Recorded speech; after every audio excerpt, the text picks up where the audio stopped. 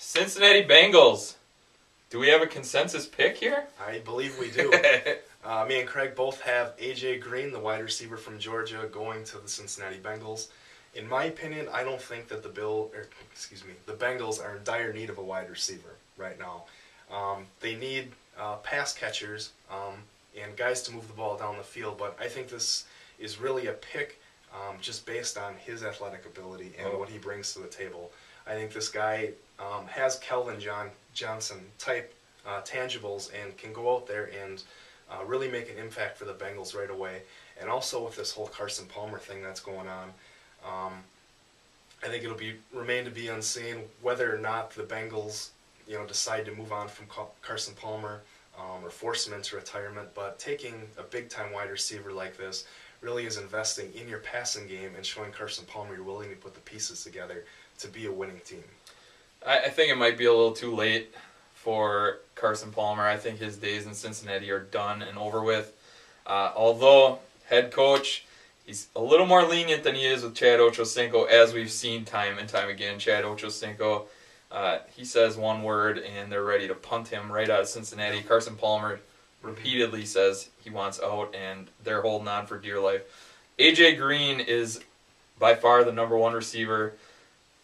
By far. That's all I can say. Julio Jones, yeah, great talent. A.J. Green is just a freak of nature. Calvin Johnson, that's high praises right there for any receiver. A.J. Green to Cincinnati, it seems like a sure thing. The teams ahead of them, they could all use receivers, but they need other stuff, other things to fill their holes. But you're losing T.O., you're losing Ochocinco. Cincinnati, I guess they could use a wide receiver. Another slam dunk? Yeah, I would say so. All right. And also, it might be a nice tool to bring in a free agent quarterback. It would, yeah. It definitely isn't going to hurt.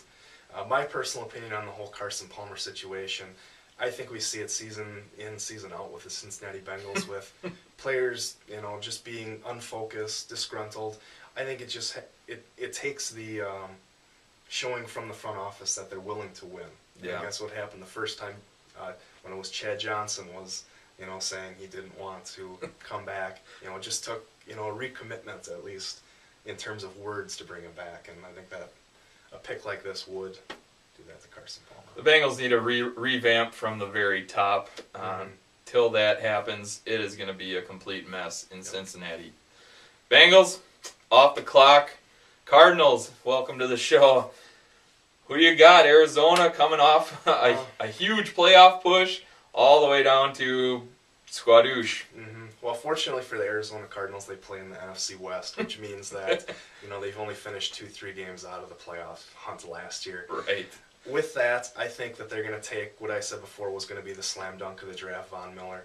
I think that he's just going to be a guy for them that's going to come in and fill a huge hole. They really haven't been the same with the linebacking core since Carlos Dansby left for Miami.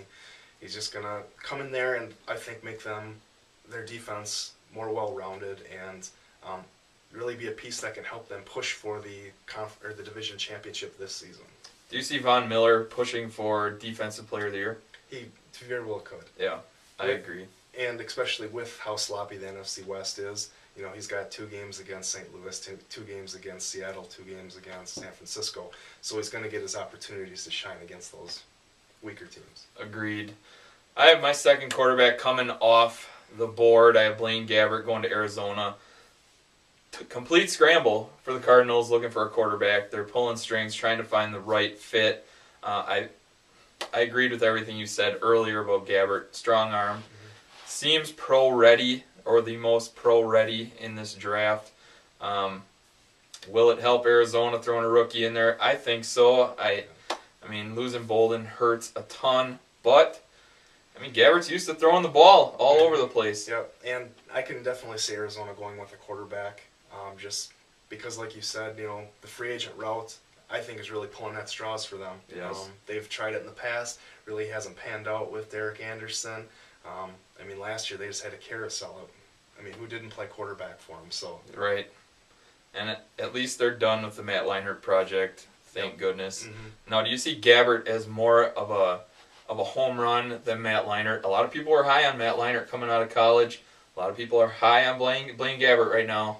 I mean, is it still a risky selection for Arizona? I think it is a risk anytime you take a quarterback, but I think Gabbert just coming out of the spread offense is a lot of short, accurate passes, and I think that's what Gabbert brings to the table is accuracy. And Yeah. I think that's the one thing that puts him above Cam Newton. Cam Newton does have the legs that gives him the advantage in the athleticism category, but Gabbert really just being able to throw the ball and throw it with accuracy really, I think, makes him the number one quarterback in this draft. If this pick goes down with Blaine Gabbert, Larry Fitzgerald will be throwing a party somewhere. He needs a quarterback, and he'll be very excited to see that happen.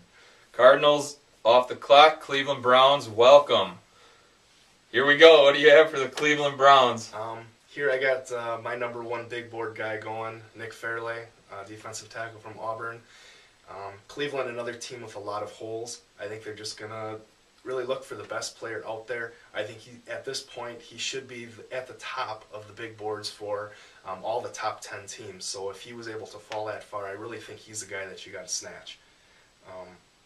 Tremendous pass rusher is going to give him, advantage in that area. Last year they went with a first-round secondary pick in Joe Hayden. So just making their defense better is what this pick will do. The Browns are not afraid to, as they showed taking Joe Thomas early, using extremely high first-round draft picks on guys in the trenches, which is great to see. Joe Thomas has been an absolute staple at left tackle, a stud, a Pro Bowler, and I agree with you. Fairley I feel like he's a slam dunk. A lot of people are criticizing him, but I love his meanness, I love his attitude, and athleticism-wise, you don't get any better on the inside. So I think Fairley is a great selection there. If he falls to Cleveland, I have him taking my number one on my big board, Patrick Peterson. You talked about Joe Hayden last year. If you put those two together, Cleveland is a lock for having the best secondary in the NFL. Both young, both great, both athletic.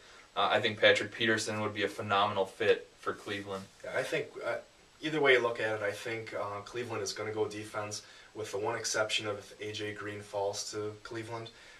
Offensively, the Browns can run the ball. I think they found their quarterback, at least in 2011 with Colt McCoy, at least investing some more time in him. Yes.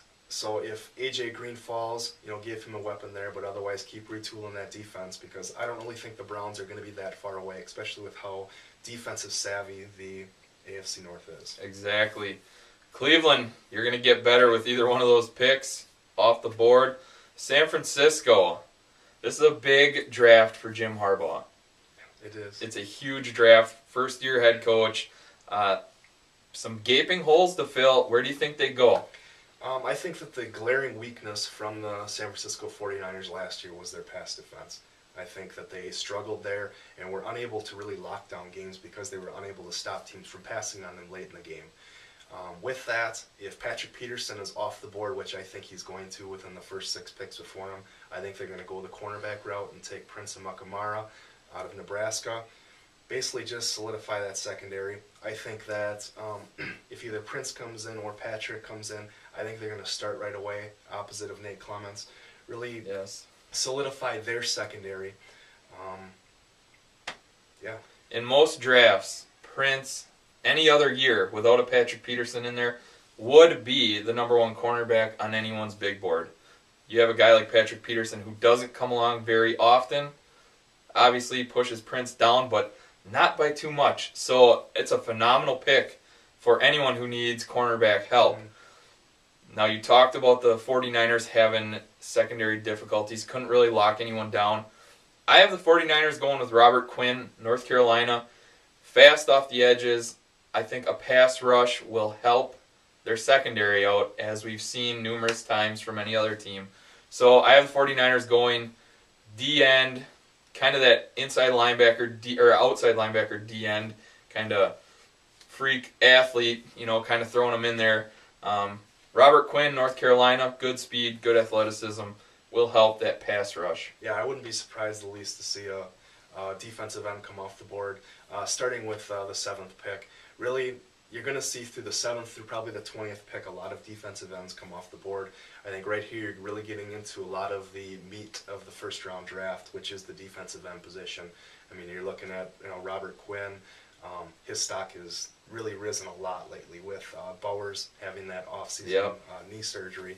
I think Bowers still would be a good top 10 pick, but I wouldn't discredit Quinn at the number 7 spot. For sure. And you're seeing a lot of teams go with that kind of linebacker, DN, faster, more athletic, kind of slimmer guy at the DN position. Elvis Doomerville type, Yep. Get him around the edges, get in there, cause havoc on the quarterback. So there we go. 49ers off the clock.